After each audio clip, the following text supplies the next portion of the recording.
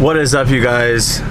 Back again with another video. It's your man Raphael Burgess, and if you're new to the channel, welcome. Here I make DIY content, reviews, driving videos, just pretty much anything that you guys request or that I come up with car related. I'm gonna film. As I learn, you learn. That's the motto here.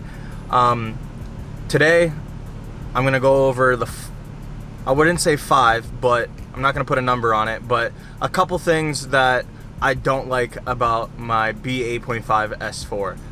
This list was very hard to come up with. There's not a lot that I don't like about the car. I love the car, and I really had to search deep down, figure out what I really didn't like about the car, and it took me a while, to be honest, to find issues, or I wouldn't call them issues, just gripes about it.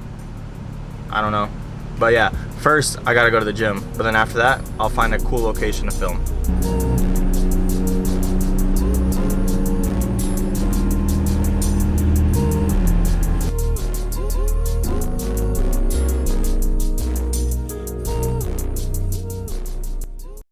Thousands of tears later.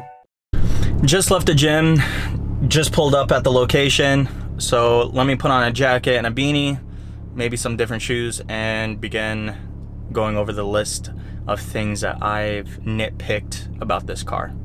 First thing to mention about this car that I don't like, but some people might say, well, don't buy a sports car or buy a bigger 4-door car like an S6 or an A6 or A7, S7, whatever, right? But it is the legroom, right? This is supposed to be a sedan. This right here, I'm a tall guy. I can't even sit in here, right? If someone is my height, I'm 6'2", I'm not that tall, but my knees, I drive fairly close to the steering wheel, and my knees touch, right? If someone is driving like that, or in the passenger seat that is my height, the person in the back seat has to be either a little person or a child. Like, no full-size adult is gonna be able to sit back here, right? So that's thing number one.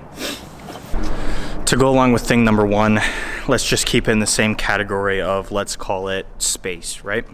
The trunk in this car is tiny. Like, this bag is not that big. Like, my hand's that big, right? So it's 2 of my hands pretty much, and it, at full depth, I could probably fit 2 of them, right? And then my lunchbox, not that big. So just to give you perspective, this trunk is not big, but it's not big at all. But I'm happy I do have a trunk compared to my GTI, which had virtually no trunk whatsoever, being a hatchback. On to the next thing. Alright, so for this, you can tell that I'm digging deep and trying to nitpick this car, because there's really not a lot that I don't like about this car, because I am in love with it. But this is one thing. It's very small, but it can be quite annoying sometimes if you hit the gas or hit the brakes a little too hard, either way. And it's the seat rocking. Like, look at this. I don't know how to film it, but if you look right here, and I'm not pushing that hard, like even leaning back just a little bit, like shifting my weight, it rocks. So yeah, that's just another thing that I think is common with the B8.5 and the 8 S4, but I don't know what it is. Maybe it's a bolt or the bracket, but it's quite annoying to me. I haven't even looked it up to try to fix it, but it's not really necessary for me. It's just annoying. Oh, what is this, number 3? I think it's number 3. Excuse, I'm under a bridge. There's cars. I don't know if you can hear it or not. But part number 3, or thing number 3, is going to be after you go stage 1, if you go beyond that to stage 2, you need to get rid of your cats, your stock cats at least. Now, going through that loophole of trying to find a cat relocation or having to do a cat relocation, if you really want cats, like I do, to eliminate that drone and everything, that's another $1,000 plus to figure out either a custom setup or go with the JHM like I did. But just having to do that is, it took me a while to get to that point to figure out an exhaust setup that sounded good, that wasn't hurting my ears, because this is my daily driver. I wish I could have kept the stock cats, because every exhaust setup with the stock cats sounds amazing. So you could either delete a muffler, delete the resonator or whatever, but with those stock cats, it sounded great. But now that I don't have them, and I have the cat relocation, now it sounds good, but just not as good. And then especially if you don't have them, it sounds absolutely horrible. So that's another thing.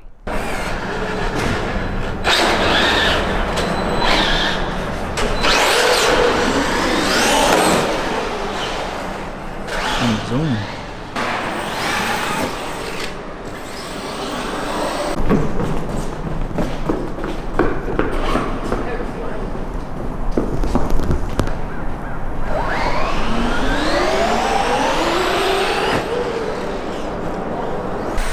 Alright, you can hear those trucks in the background. I shot a little video of it. But, what is this? Number 4? Let me check my phone. Yeah, this is thing number 4. Thing number 4 would be driving in D mode, regular D mode. It's, no matter if you're in comfort, if you're in dynamic, or whatever, it is very sluggish. It seems like you cut your power in half with this car. The throttle response is sluggish, everything. Now I understand we have sport mode for that, or like manual, or like the slapstick, I wouldn't call it manual, but, or the paddle shifters. But like, if the regular driving mode could just be a little more responsive, it doesn't have to like hold the revs out to like 7,500 RPMs, but you know, just hold it a little longer instead of shifting at like 3,500 would be a little nicer, but it is what it is. All right, so let's call this the final thing. The final thing, and this sounds silly because I know what I drive, it's whatever, but will be the gas mileage. The gas mileage on the thing is horrible. Coming from the Forte GT that got like 26 to 36 miles to the gallon, depending on how aggressive I was driving it, and then coming from the GTI that made just under 400 horsepower and was still getting 35 miles to the gallon, or like 31 miles to the gallon, no matter how hard I beat on it. But this car gets like 18 to 21 at most. The highest I've ever got driving really conservative is 21 miles to gallon. But if you drive anything under than 20 minutes, don't expect that to be more than 20 miles a gallon. It's roughly around 19. And I'm getting those numbers from driving either on a 91 map or a 93 map. I assume on a E40 or E, depending on your tuner, I'm tuned through 034, so it's E40. But if you have E85 or whatever, those tunes, I'm assuming you get way less than that. So it's just another thing. Yeah, it's a part of owning a sports car, but there are sports cars that make a lot of power and get good gas mileage. This is just not one of them. Alright, well, I think that's going to be it, because it took me a long time to even come up with this list, because I love this car so much. I can keep saying that. I love this car a lot.